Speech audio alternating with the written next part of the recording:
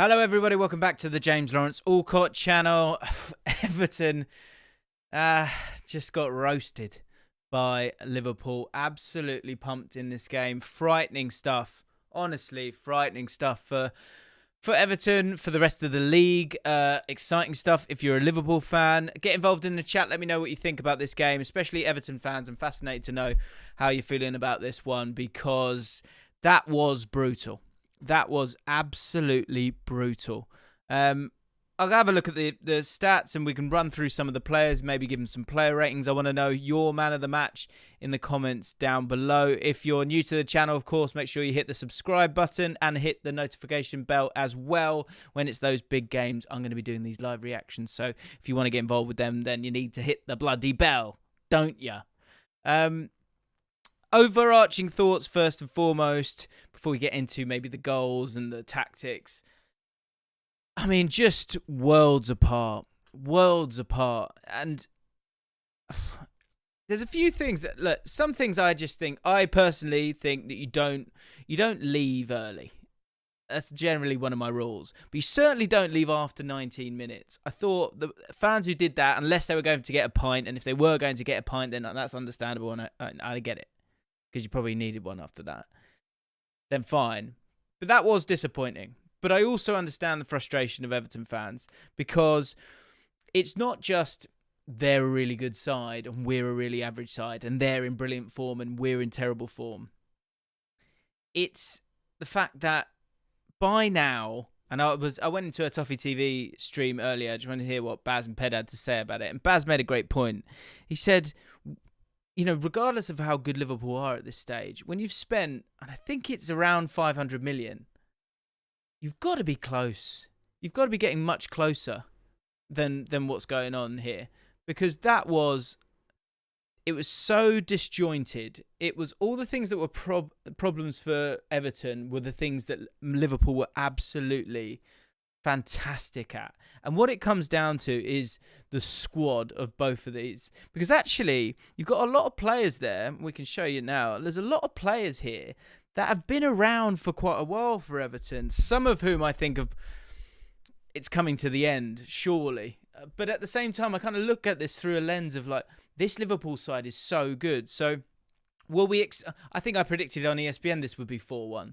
So was anyone expecting anything different? I tweeted at half-time. I said there's no way that Liverpool don't score 4 goals in this game. We can go through the goals and you can pick it apart a little bit. And let's do it. So, I mean, the first goal, that first goal was like, you know, on YouTube you can look at a video at 1.5, which I think is the best time for mine because I do waffle, or you can watch a video at 1.25, right? Liverpool were playing at 2 and Everton were playing at 0.5. I hope that makes sense. And the reason that is because these players, this Liverpool side, they've been playing together for years now. We're getting close to like half a decade, surely. Same positions, same formation, same tactics, same. And when you sort of look at it in terms of how you would then play, that's how they struggle. And that's why the goal, say like the Henderson goal, for example, and also the final goal from Jota. The final goal from Jota, unbelievable finish, unbelievable turn. But it's a 30-pass move. And you look at this Liverpool side, how many passes has JaackMaate played to Trent Alexander-Arnold? Or Jordan Henderson? Or Fabinho? How many times, even in the last couple of games, has Virgil van Dijk played the ball to Alcantara? How many times has Robertson done an overlap with Sadio Mane picking up the ball? How many times has Sadio Mane made that run and Henderson's found him? Do you know what I mean? How many times have they played the ball to Salah? They're so drilled. It's second nature. They're not even thinking about it. And that's why they're so epic. They are so epic in how they play. And then you look at Everton. Do we know how they're going to play? You know, Seamus Coleman had an absolute disaster tonight. An absolute disaster. You know, he had a mare for the goal, but in the first half, I think he gave the ball away more than anyone else. Partly that, though, was down to the fact that this team, you had two midfielders here who weren't able to come and pick up the ball. And if you're not going to do that, then maybe you utilise your target man in Salomon Rondon. But they didn't do that. He was an absolute passenger. Let me show you the average positions in this game. Because Salomon Rondon is number 33. Salomon Rondon, let me repeat that, this is number 33. Now, of course, he came off. But when you're going to play 4-4-2... and you're playing it against Liverpool, a team that are amazing in transition and that are able to hit passes through players, quick combinations, and you've got your best player plays on the right wing. Your best three players in terms of a connection of three, I mean, it's up for grabs, let me know, are Henderson when he's purring the way that he is. And he was sort of playing quite high up here. He was really, really high up and really pressing high up to sort of start off those counterattacks. And Salomon Rondon, and I don't mind him being a target man, but he's essentially playing... If you didn't know that was Salomon Rondon, you would have thought they'd played 4-3-3, wouldn't you? And you would have thought that Damari Gray was a forward and Richarlison was a forward. That guy's a forward. Now, we've spoken about this recently but on the fallout about Joe Linton, and him dropping deep and doing a similar thing to allow players to get beyond him. That's fine. But they didn't play that way. You played that this way, and then you would either playing these crossfield balls to Andros Townsend at times, which fine if you're trying to stretch the play and maybe you're trying to then flood the box with crosses. But you've got this guy who's, I think, has all the endeavour in the world. I think he's an honest guy, but you're not even playing the ball to him, and that's a way of bypassing the press. It's just, that was really odd to me. I'm sure Rafa Benitez would have had an idea of why he was doing what he was doing, why he was playing 4-4-2, but it was so easy for Liverpool to bypass it. And then with Everton having the ball, because that is a good form of defence if you can keep a hold of the ball, then they're completely bypassing their centre forward. Just play another centre midfielder. Play Fabian Delph from the start. Just so odd to me. I don't understand it. Liverpool... same old, we did it on Monday again. Go and check out the video of the fallout. It's titled Arsenal Deserve Some Credit, but we do look at Liverpool and their average positions and just how great they were. And look, Mohammed Salah being as far forward as he was, part of the reason for that is because he was on his bike. Because he was able to be on his bike, and you saw that for the second goal. Because, I mean, Henderson was pushing high as well, but he wasn't concerned. Henderson wasn't too worried because the whole team was going to work hard. You also knew that Everton weren't able to play through. And so your two centre midfielders here just dictated the game. It was so easy. But at the same time, this is a world-class Liverpool team. It is world-class. Goal by goal, I mean, Salah, stunning. Like, absolutely stunning in what he did.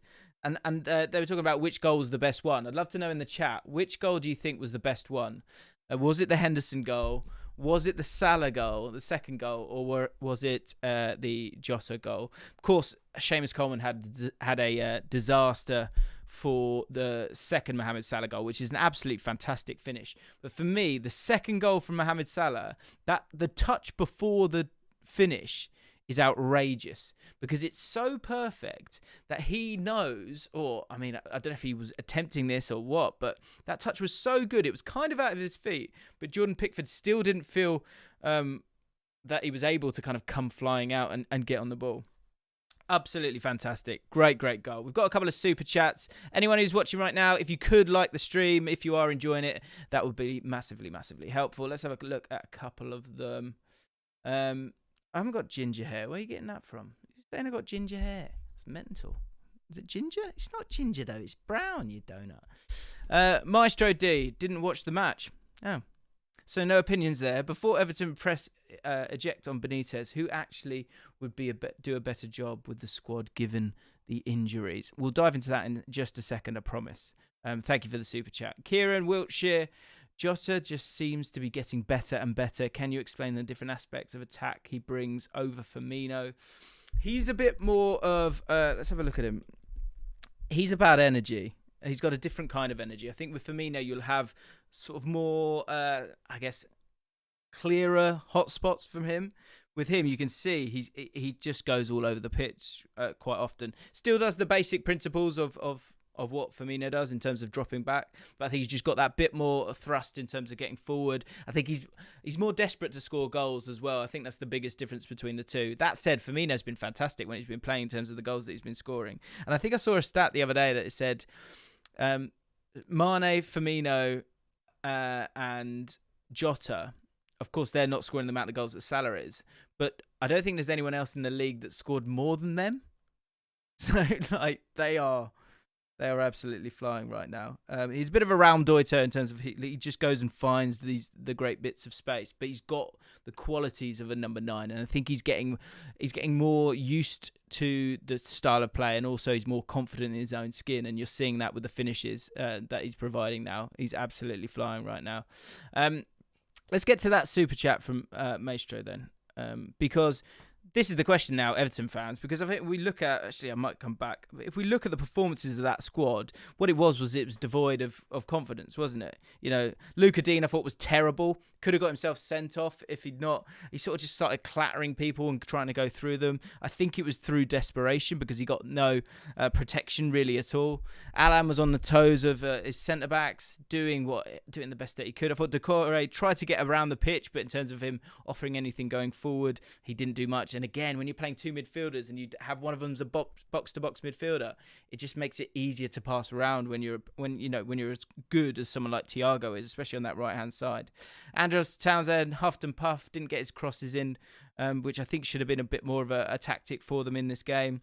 Damari Gray had moments, of course, scored his goal, which was good. Richarlison worked hard for the team, but again, didn't offer too much. I mean, from 1 to 11, it wasn't great. Seamus Coleman, I've got to say, really, really struggled in this game. I mean, they are elite teams. I think the thing that I would say when it comes to Rafa Benitez is, yes, this is a poor run, but what do you expect from this game? You know, the deepest problem is that is a team that is completely devoid of confidence, and I don't really know that. I'm not sure how much better that team can play, especially the way that he's setting them out at the moment. It doesn't look like he's got the answers, and ultimately that's what it comes down to. That team looks so much better with Dominic Calvert-Lewin. You've got a chance. And again, Arsenal have got pumped 4-0. Watford have got hit for 5. Man United have got hit for 5. So many teams have got absolutely pumped by Liverpool this year that it does feel like it's one of those where it's not worth sacking him on this performance. I thought the effort was there. I thought it was just you were watching a team that has no confidence. So the next few games that Everton have got, which I think I know off the top of my head. I'm pretty sure it's Arsenal next. That's it. Arsenal and Crystal Palace next up. Then it's Chelsea, Everton, Leicester. I think it's in the next 2 games that Rafa Benitez will survive or die. Because I think when it comes to Arsenal, you can maybe still get at them. You know, they're not at that Liverpool level, so you just want a real response from them. You need to get Dominic Calvert-Lewin on the pitch as soon as possible. Rondon, if you're going to play him, you've got to use him as that target man, because in terms of those aerial duels, you know, he will give it a go and he will win a few, and you can get some players around him. And that's kind of what you're going to do with someone like Dominic Calvert-Lewin a lot of the time as well. But you can't just bypass him. It just seems so silly to me. I don't get it. But then, of course, you're going to have Chelsea and Everton. So if you get to the Chelsea game and you've not won the games against Crystal Palace or Arsenal, I think Crystal Palace in particular, you want to earmark that one, because Palace have been quite unlucky at the moment. And when it comes to the sort of really crucial elements of the game, things like set pieces or goals late in the game, that's where they've been really poor. They conceded 10 goals from set pieces so far this season. I think the next worst is 6. So that's a game which they should really sort of circle and think that they can get something out of it. And Arsenal, in terms of breaking teams down, they're okay. But I wonder if, you know, the nous of Benitez, if he's still got it, he's going to be able to sort of showcase it in that game. And there has to be results. There has to be a change, because what is it, 8 now without a win? It's just not good enough. And we can have a look at the table just quickly before we go. Because Everton in 14th at the moment, a couple of teams on. And this is the saddest thing, is it's the season's over again for them. It's the same thing. It's the same nonsense. Every November, December, I have to do a video on Everton about how they're crap. I'm bored of it. So I can only imagine how Everton fans are feeling right now. should be all right in terms. There's obviously going to be 3 teams worse than them, I would imagine, especially once you get those players back. But it's grim. Couple of super chats then. Daniel, hello mate, love you. Little Jimmy Allcott. What are Liverpool's weaknesses? Jesus, surely they've won. Will they exposed when Salah and Mane pop off to the African Cup of Nations? I think the games that they've got around that period, I wasn't aware, but I think they're games that they still should be able to get 75% of the points that are available. And so I don't think that will be the biggest problem. I mean, the problem with that is probably the fact that can you get 75% of the points? It's going to be so crucial and so tight at the top there. Weaknesses, I'm struggling. Because, like I say, those sort of passing lanes are just so ingrained. The hunger's clearly still there. I think you're struggling to find one at the moment. Maybe a level of complacency maybe in the 20 minutes. But what I would say about that game that we just watched, it was 2-0. You were like, this could get really, really bad. And I think we've seen this before when Liverpool have been the dominant side. They play Everton, they go 2-0 up, then they kind of take the foot off the gas. Everton get 1, and there's still a bit of a game in it, and then Liverpool streak ahead. And that's what happened in this game. And I think they will continue to do that. They have conceded a few more goals this season. They have drawn a few more this season. But they're scoring so many, so I don't think there are many. And selection, boom, boom, boom, selection. Not sure if I'm tripping, but it seems like in the last 2 games, Klopp has been leaving Trent in midfield and letting Hendo go much further forward. Yeah, he's playing a lot more centrally. At times, Henderson's even kind of working out wide right. I wouldn't say it's completely that. Let's just show you the game again and the average positions, because that might kind of clear that up. What he has been doing a lot more this season is coming into central midfield. You're seeing it with a few fullbacks these days. And you can see here, he is still out wide. I think the thing is that if you think of these 3 players that Liverpool have got on this right-hand side, and you even saw it with Harvey Elliott at times, 1, 2, 3, any of them can take any of those positions. I mean, Salah generally will stay as far forward as possible. But if, say, Henderson comes here, then Trent can make that run inside because he trusts Henderson to come back and fill in for him. So that's what he's doing a little bit more. And I think they are trying to get him into those kind of positions for 2 reasons. One, he's got a rocket. But secondly, crosses from this area of the pitch, a little bit tighter, they're really, really difficult. And he's got the quality to get it up and down. So it's great to kind of get him in these areas instead of these areas, because these areas, I think, are a little bit easier to defend for the opposition. So that's probably why. Man of the match. Who am I going for? It's got to be Salah, isn't it? Again, I mean, goes and scores those goals. I thought Henderson was pretty special as well. Fabinho had a great game. It was just a great team performance, wasn't it? A really, really good team performance. And Liverpool are flying. And Everton look pretty woeful. I don't think I've seen a goalkeeper that busy in the first half of a game for quite some time. Guys, thank you so much for spending a bit of time with me. I hope you've enjoyed it. Loads of content on the channel. Go and check it out. Dream Teams with Spencer. What else is going on? Podcast is going to be on Friday at midday, I think. The Fallout, you can check that out. I did a video on Rafa Benitez if you're an Everton fan and you want to check that out, talking about the whole situation. If you're new to the channel, please do hit the subscribe button. It massively helps. Hit the notification bell as well, so when I go live, we can have a chat live. Exciting. And have a great evening, guys. I'll speak to you guys soon.